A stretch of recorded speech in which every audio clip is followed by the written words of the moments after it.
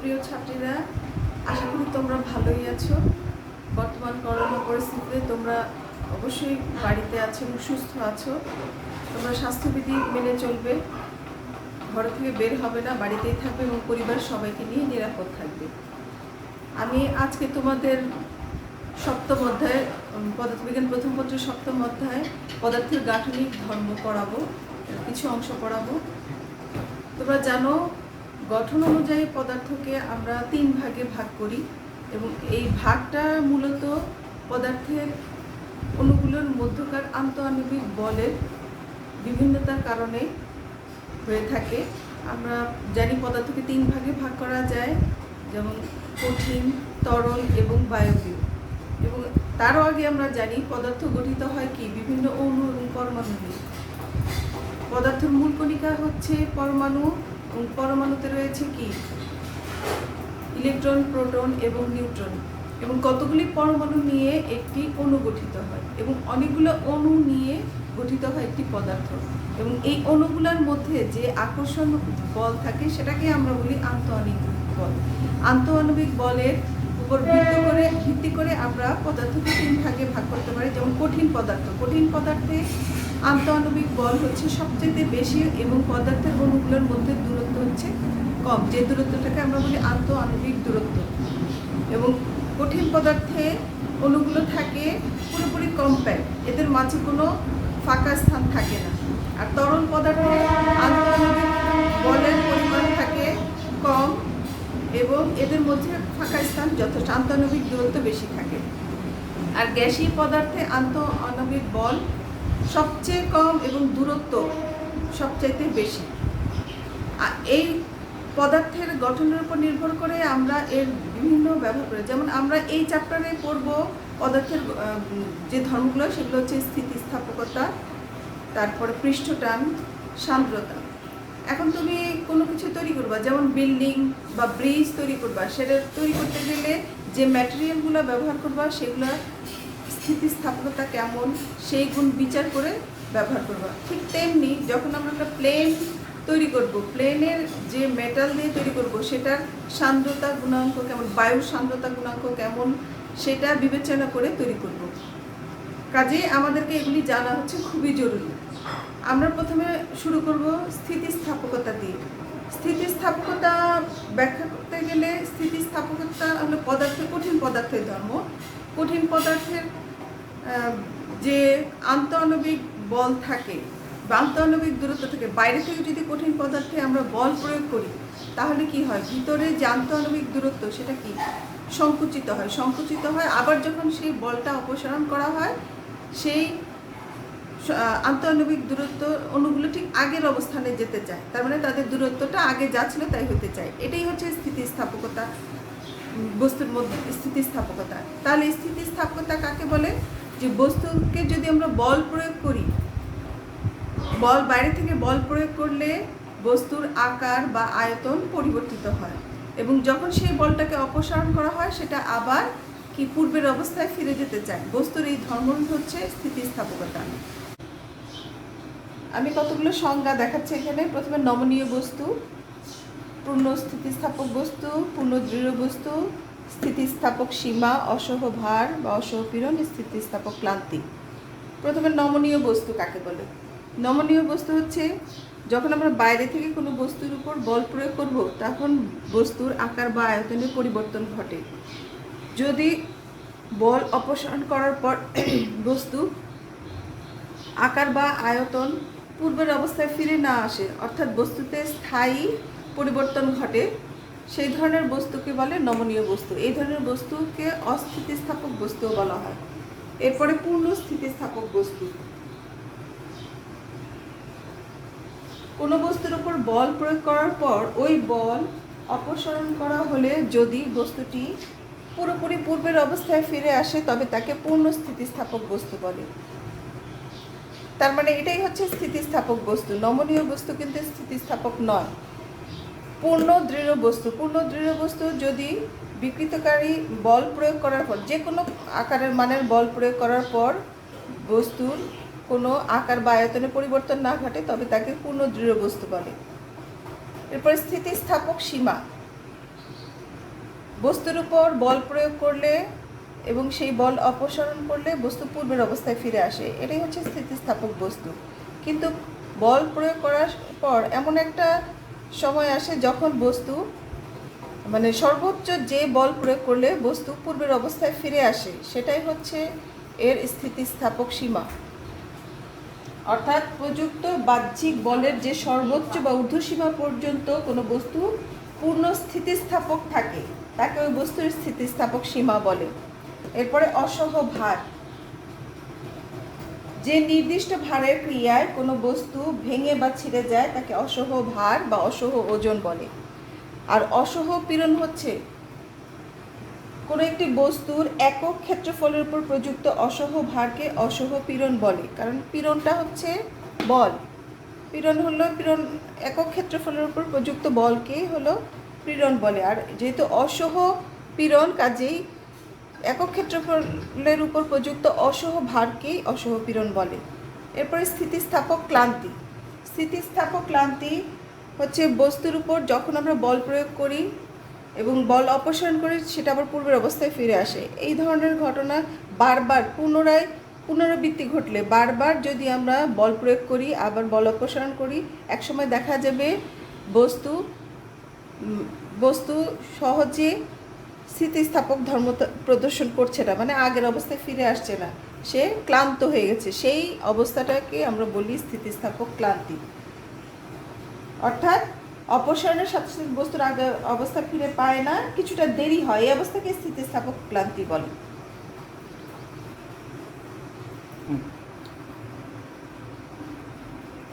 বিকৃতি, বল প্রয়োগে বস্তুর বিকৃতি ঘটে এবং এই বিকৃতিটাকে আমরা 3 ধরনের বিকৃতি পাই। একটা হচ্ছে দৈর্ঘ্য বিকৃতি, কৃন্তন বা মোচড় বিকৃতি, আর একটা হচ্ছে আয়তন বিকৃতি। এখন এই বিকৃতিটাকে পরিমাপ করা হয় একক দৈর্ঘ্যে যে পরিবর্তন হয় সেটা দিয়ে। প্রথমে দৈর্ঘ্য বিকৃতি।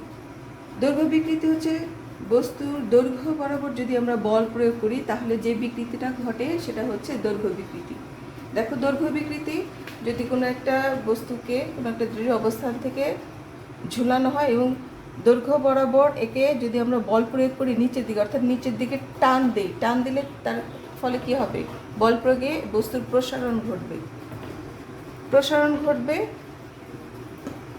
এবং বল ছেড়ে দিলে সেটা কিন্তু আগের অবস্থায় ফিরে আসবে। এখন মনে করি এল দৈর্ঘ্যের একটা বস্তু নিলাম, এর উপর আমি যে কোনো ভর প্রয়োগ করলে এর প্রসারণ ঘটলো, দৈর্ঘ্যের যে পরিবর্তন ঘটলো সেটা হচ্ছে এল। এখন এই দৈর্ঘ্য বিকৃতিটাকে আমরা মাপবো কিভাবে? দৈর্ঘ্য বিকৃতিটা সমান হচ্ছে এর যে দৈর্ঘ্যের পরিবর্তন ডিভাইডেড বাই এর আদি যে দৈর্ঘ্য। তাহলে এর দৈর্ঘ্য যখন আমরা বল প্রয়োগ করলাম তখন এর মোট দৈর্ঘ্য হবে কিন্তু এল প্লাস এল, আর এর আদি দৈর্ঘ্য হচ্ছে এল। তাহলে দৈর্ঘ্য বিকৃতি হচ্ছে, এখন আমি যে দৈর্ঘ্যের পরিবর্তন সেটা কীভাবে? এল প্লাস এল মাইনাস এল। আদি দৈর্ঘ্য যতখানি পরিবর্তন হলো সেটা থেকে আদি দৈর্ঘ্য বিয়োগ করব।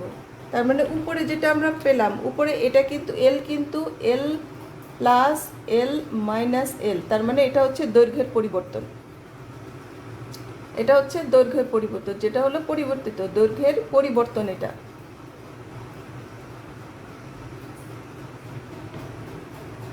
যে মোট কতখানি বল প্রয়োগের পর কতখানি দৈর্ঘ্য হলো, এটা থেকে আমি আদি দৈর্ঘ্যটা বিয়োগ করলাম, তার মানে দৈর্ঘ্য বিকৃত হবে small L divided by capital L. এরপরে কৃন্তন বা মোচড় বিকৃতি।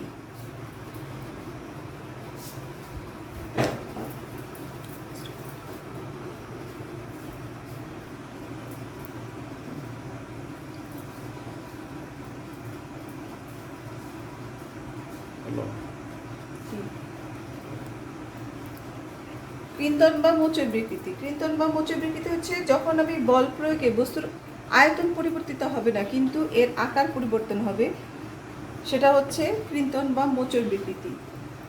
অর্থাৎ যদি প্রযুক্ত বাহ্যিক বলের ক্রিয়ায় বস্তুর আয়তন অপরিবর্তিত থেকে কেবলমাত্র এর আকৃতির পরিবর্তন হয় বা বস্তুটি মোচড় খায়, তবে ওই ধরনের বিকৃতিকে কৃন্তন বা মোচড় বিকৃতি বলে।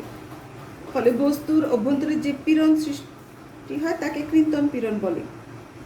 যেমন কৃন্তন বা মোচড়, এখানে আমি তোমাদেরকে বোঝাচ্ছি যে এ বি সি ডি একটি, এটা একটা আয়তক্ষেত্র। এখন আমি যদি এটাকে এই পাশ থেকে বল প্রয়োগ করলাম, বল প্রয়োগ করলে সেটার আয়তন কিন্তু ঠিকই আছে, তখন এটা কি, তখন এটা A prime B prime C D এই আকৃতি পেল। এবং এর দেখো, তার মানে এর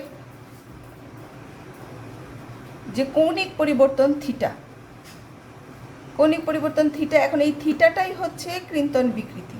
ক্রিন্তন বিকৃতিটা মাপবো কিভাবে? এটা যদি থিটাটা আমি ট্যান থিটা দিয়ে মাপি, ট্যান থিটা হচ্ছে লম্ব বাই ভূমি, তার মানে এখন দেখো থিটা সমান লম্ব, যদি এই যে ডিটা যদি হয় এর লম্ব, আর এর যে পরিবর্তন কি এ প্রাইম এ বি থেকে এ প্রাইম বি প্রাইম, তার মানে এর পরিবর্তনটা হচ্ছে বি প্রাইম, এই বরাবর পরিবর্তন হচ্ছে বি প্রাইম, যেটা হচ্ছে আমি ডি দিয়ে মাপি। তাহলে ক্রিন্তন বিকৃতি হবে থিটা সমান হবে small D by capital D.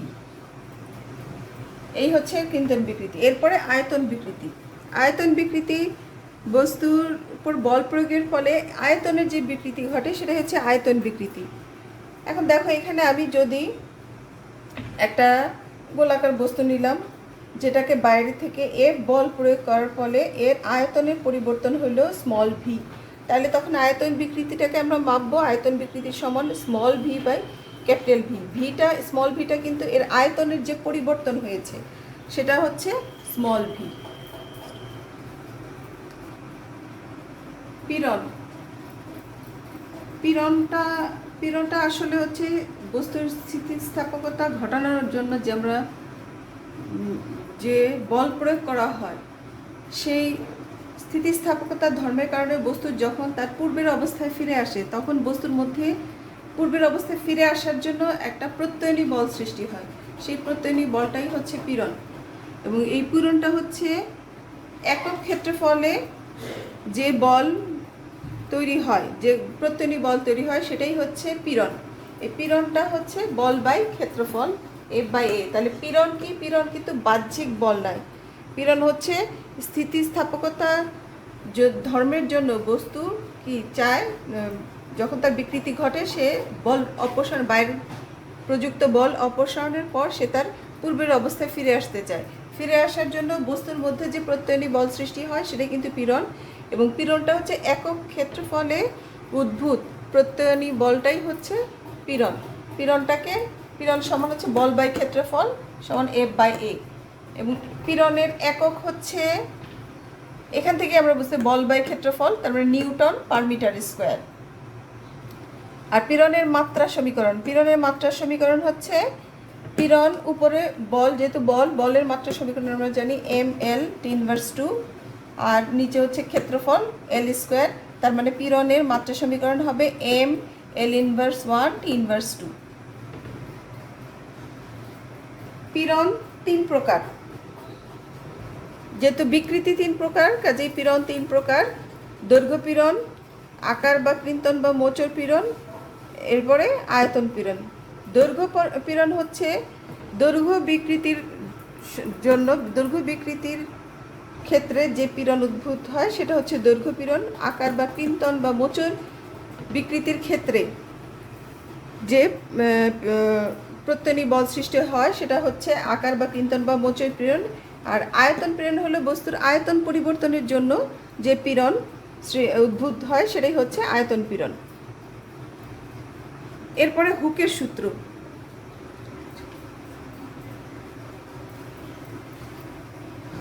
এরপরে করবো আমরা হুকের সূত্র।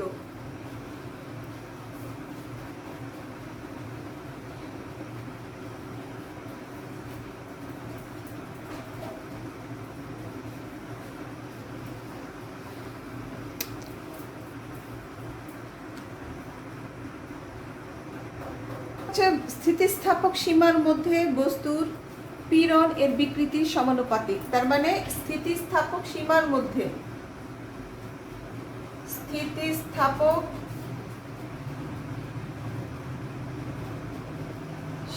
মধ্যে বস্তুর পীড়ন বিকৃতির সমানুপাতিক। পীড়ন সমানুপাতিক বিকৃতি, যেহেতু সমানুপাতিক কাজেই এখানে আমরা যখন সমান চিহ্ন দিব একটা আসবে সমানুপাতিক ধ্রুবক, পীড়ন সমান ধ্রুবক ইনটু বিকৃতি। এই সমানুপাতিক ধ্রুবক এটাকেই বলা হয় স্থিতিস্থাপক গুণাঙ্ক। এখান থেকে আমরা স্থিতিস্থাপক গুণাঙ্ক ধারণা পাই।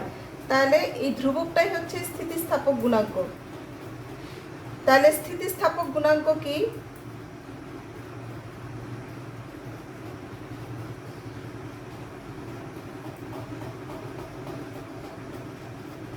সমান হচ্ছে পীড়ন বাই বিকৃতি, পীড়ন ডিভাইডেড বাই বিকৃতি। হুকের সূত্র হচ্ছে স্থিতিস্থাপক সীমার মধ্যে পীড়ন বিকৃতির সমানুপাতিক। পীড়ন এবং বিকৃতির সমানুপাতিক যদি আমরা লিখি তাহলে বিকৃতির সাথে একটা সমানুপাতিক ধ্রুবক গুণ করলে এটা আমরা সমান চিহ্ন দিতে পারি। এই সমানুপাতিক ধ্রুবক যেটা সেটাকে স্থিতিস্থাপক গুণাঙ্ক বলা হয়। তাহলে স্থিতিস্থাপক গুণাঙ্ক কাকে বলে? স্থিতিস্থাপক গুণাঙ্ক হচ্ছে স্থিতিস্থাপক সীমার মধ্যে পীড়ন এবং বিকৃতির যে সমানুপাত, বিকৃতি এবং পীড়ন এরাও সমানুপাতিক, এবং এই যে এখানে যে একটা সমানুপাতিক ধ্রুবক সৃষ্টি হয় সেটাই হচ্ছে স্থিতিস্থাপক গুণাঙ্ক। স্থিতিস্থাপক গুণাঙ্ক আবার 3 প্রকার। যেহেতু দেখো বিকৃতি পীড়ন সবই 3 প্রকার, কাজে আমরা 3 প্রকারের স্থিতিস্থাপক গুণাঙ্ক পাবো। স্থিতিস্থাপক গুণাঙ্ক হচ্ছে পীড়ন এবং বিকৃতির অনুপাত। কাজেই আমরা এবং যেহেতু পীড়ন এবং বিকৃতি এই দুইটাই আমরা জানি 3 প্রকার, দৈর্ঘ্য, আকার এবং আয়তন, সেই অনুসারে স্থিতিস্থাপক গুণাঙ্ক 3 রকম। প্রথমটা হচ্ছে ইয়াংয়ের স্থিতিস্থাপক গুণাঙ্ক, তারপর হচ্ছে ক্রিন্তন বা দৃঢ়তা বা কাঠিন্যের গুণাঙ্ক, এবং তারপর হচ্ছে আয়তন গুণাঙ্ক। প্রথমে ইয়াংয়ের স্থিতিস্থাপক গুণাঙ্ক। ইয়াংয়ের স্থিতিস্থাপক গুণাঙ্ক হচ্ছে বস্তুর দৈর্ঘ্য পীড়ন এবং দৈর্ঘ্য বিকৃতির অনুপাতকে ইয়াংয়ের স্থিতিস্থাপক গুণাঙ্ক বলে। ইয়াংয়ের স্থিতিস্থাপক গুণাঙ্কে আমরা ক্যাপিটাল ওয়াই দিয়ে প্রকাশ করি, ক্যাপিটাল ওয়াই দিয়ে প্রকাশ করি। এটাকে আমি বড় করে লিখি।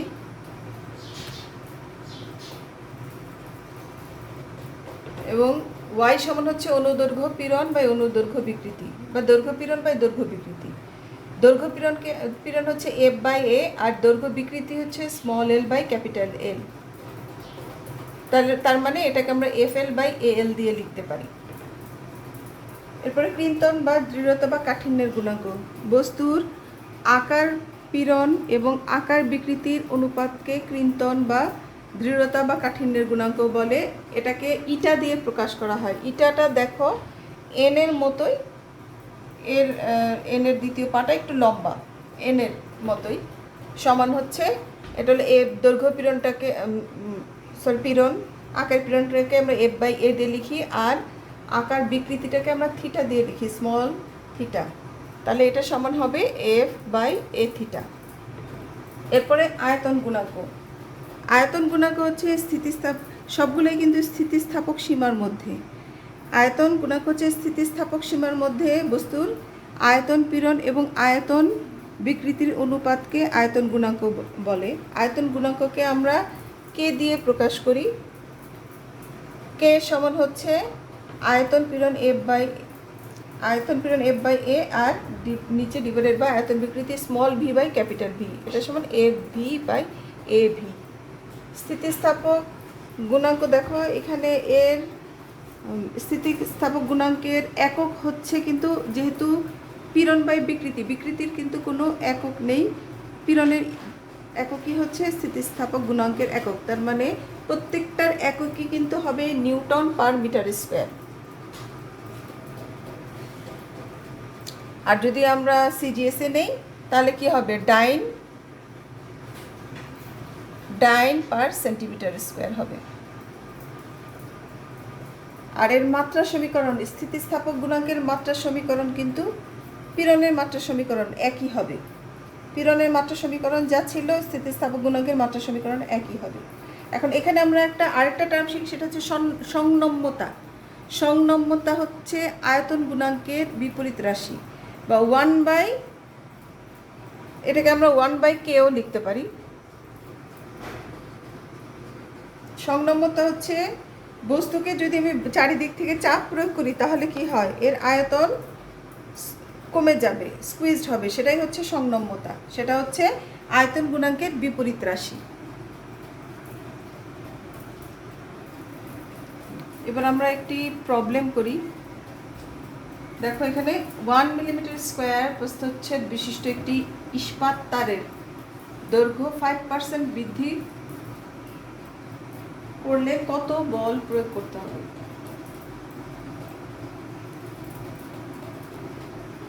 তার মানে 5% বৃদ্ধি করতে গেলে আমাদেরকে কত বল প্রয়োগ করতে হবে।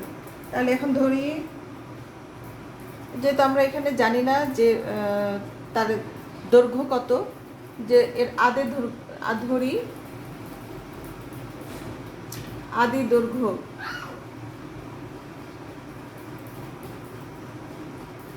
এল, তাহলে দৈর্ঘ্য বৃদ্ধি কত হবে? 5%, তার মানে 5% অফ এল, এল এর 5%, তার মানে এটা কি হবে?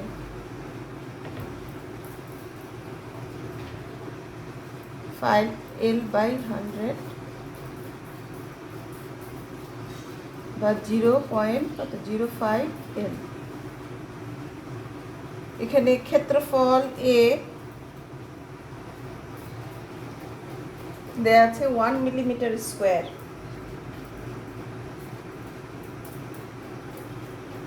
এটাকে আমরা তাহলে মিটারে নিলে আসবে 1 × 10⁻⁻6 মিটার স্কোয়ার।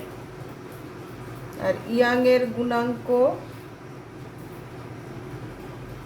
আমি এখানে লিখিনি, কিন্তু দেয়া আছে ইয়াং এর গুণাঙ্ক প্রশ্নের মধ্যেই দেয়া আছে। y সমান হচ্ছে 2 × 10⁻11 নিউটন পার মিটার স্কোয়ার। এটা প্রশ্নে দেয়া আছে।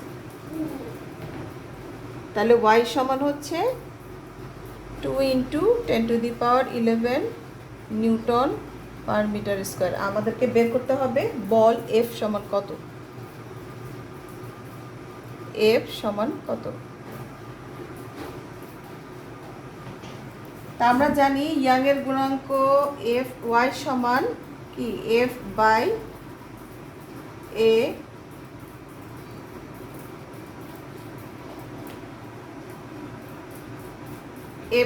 A ডিভাইডেড বাই হচ্ছে L by L।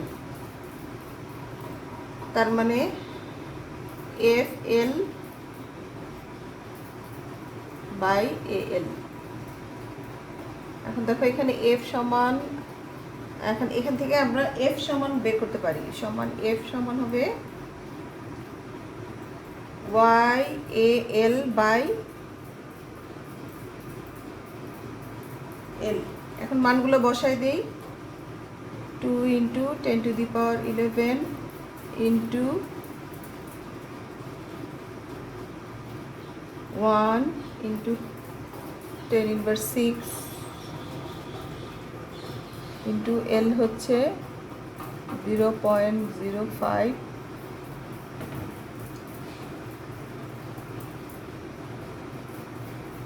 L R divided by হচ্ছে L।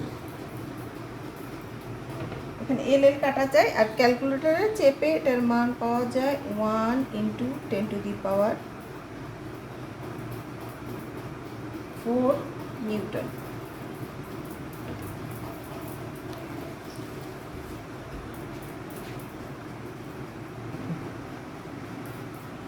প্রিয় ছাত্রীরা, আজকে এই পর্যন্তই, স্থিতিস্থাপকতার এই পর্যন্ত। পরের দিন আমরা আরও প্রবলেম করব এবং নেক্সট এই চ্যাপ্টারে আরও অংশ আমরা করব।